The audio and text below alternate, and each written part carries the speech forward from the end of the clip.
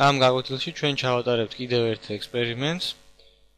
აი ამ sample class-ის საშუალებით, რომელიც დავწერეთ ჩვენ წინა გაკვეთილში.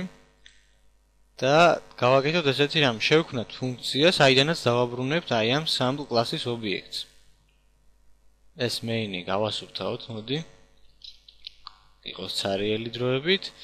ესეც გავასუფთავოთ და დავწეროთ ახლა ფუნქცია, საიდანაც დავაბრუნებთ აი ამის ობიექტს, sample class-ის ობიექტს. ესეთი ფუნქცია რომ დავწეროთ ჩვენ, მისი ტიპი დასაბრუნებელი უნდა იყოს აი ეს ჩვენი კლასის სახელი. ანუ sample, ამის შემდეგ დავარქვათ ამ ფუნქციას, მოდი get object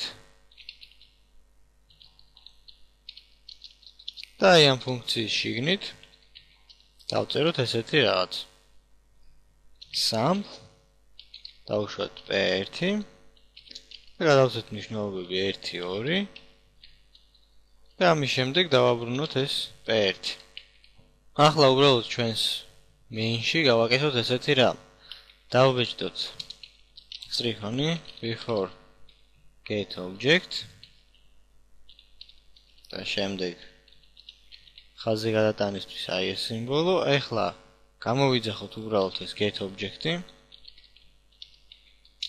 და ახლა დავბეჭდოთ after get object. მოდი ახლა დავაკომპილიროთ ეს კოდი და ვნახოთ როგორ იმუშავებს და მერე გავაანალიზოთ ყველაფერი დეტალურად. და აი როგორც ხედავთ, დაიბეჭდა ეს before get object, შემდეგ constructing, რადგან უკვე ამუშავდა ეს get object ფუნქცია, შემდეგ destructing და შემდეგ აი გამოვიდეთ ამ ფუნქციიდან და ამუშავდა ეს after get object. მოდი ახლა აქ ჩვენს main-ში დავამატოთ რაიმე sample class-ის ობიექტი p და აი ამ p-ს მივანიჭოთ ეს get object-ი. და ბოლოს after get object-ის შემდეგ ჩვენ გამოვიძახოთ p-ს print data მეთოდი. და მოდი ახლა გავუშვათ და ვნახოთ ეს როგორ იმუშავებს. ოღონდ აი აქ კონსტრუქტორი ჩვენ გვაქვს პარამეტრიანი, სადაც უნდა გადავცეთ ორი მნიშვნელობა. ამიტომ აქ უნდა ჩავწეროთ რაღაც მნიშვნელობები, მაგალითად 3 და 4.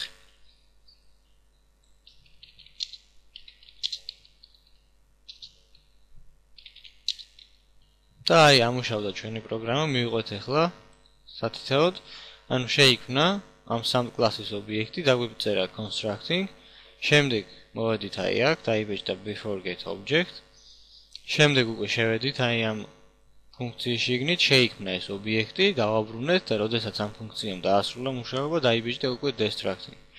შემდეგ დავბრუნდით ისევ აქ, ამუშავდა ეს after get object სტრიქონის დაბეჭდვის სტრიქონი და დაიბეჭდა after get object. ამის შემდეგ ჩვენ გამოვიძახეთ ეს print data ფუნქცია და ვინაიდან აი აქედან დაბრუნებული ობიექტის მნიშვნელობები იყო 1 და 2, ამიტომაც ჩვენ დაგვიბეჭდა მან 1 და 2, როდესაც p-თვის გამოვიძახეთ ეს print data და არა 3, 4.